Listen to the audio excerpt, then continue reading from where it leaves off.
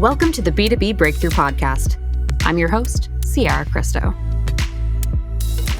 I think there's something really inspirational about the format of Kickstarter, where you have this ongoing and active conversation with your backers. Can you talk to me a little bit about how that experience and the input from folks from the backers side has helped to establish a strong customer base for you?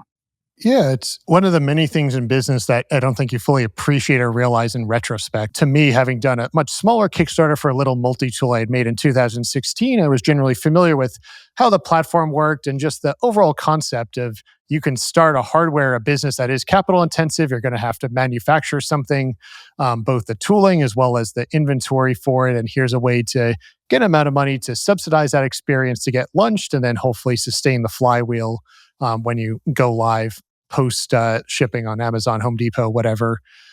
So I think, that was the driving force of what brought us to Kickstarter in the first place. And then we're, pleasantly surprised of just the community that, having sold many products since then, both on Kickstarter and off of Kickstarter, that Kickstarter backers are some of the most loyal, long lifetime backers of the customer and just have that purpose of being involved in the process. Because we're posting updates every couple of weeks, once a month, people know exactly what's happening, the struggles you're going through with, what's happening with the tooling. And I think it really gave character to something that is normally just kind of notional, big economy doing things that I don't understand, to something that's actually happening, justified, and quantified in a way that otherwise is too abstract to comprehend or really want to deal with. So I think that's been both surprising and impactful of having that community of champions, the ones who are going to bat for us, buying our new products, battling the social media trolls in the comments of questioning who we are, our characters. You made a really good point. I mean,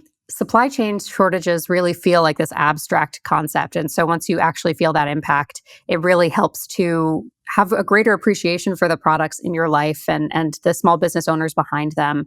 And I think that communication and that open relationship that you have with your backers is really, it's so special. Has there been any feedback that you've received in those campaigns from your audience that has helped propel you forward or think of new directions to take certain products? What has that conversation been like? Is there anything like that in your history? Yeah, I think both directly and indirectly. That indirectly, a lot of the Kickstarter backers are the ones who, when we do solicit either user feedback, beta testers, they're the first ones to raise their hands and not only notionally do it to say they did it, but actually provide feedback, hop on a call with us for a half hour, type up a 2-page Word document of their experiences with it. So it's been great, impactful to both validate assumptions we've had, as well as make sure we're staying in line with the reality of the customer base and products we're serving. And an example of that is when we launched our digital tape measure on a Kickstarter campaign.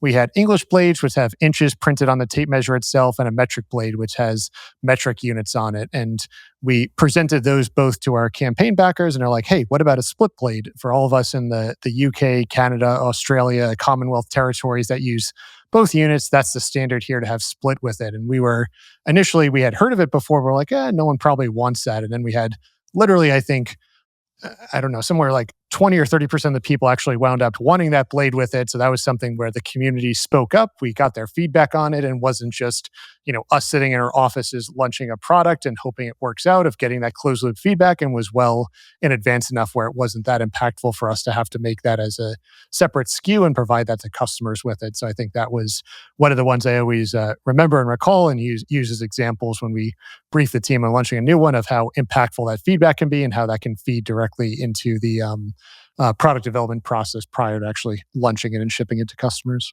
That's such a cool, tangible example. And just knowing that the distribution method is also your built-in research system. So it's a very helpful example for folks considering taking on a Kickstarter campaign to continue to expand their businesses. And it sounds like it's still something that you are involved in. You're still using it as a platform, even 5 years in, and continuing to expand. How is it helping you now that you have an established brand behind your products? How is Kickstarter?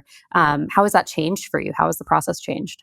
Yeah, it's really cool because I think a lot of people view it as just a place to lunch and then never think about it again. Where for us, it's had a very large impact on a continual basis for creating hype around a lunch, right? It's just a huge way for people love to see that number, climb up the number of backers and feel part of something with it.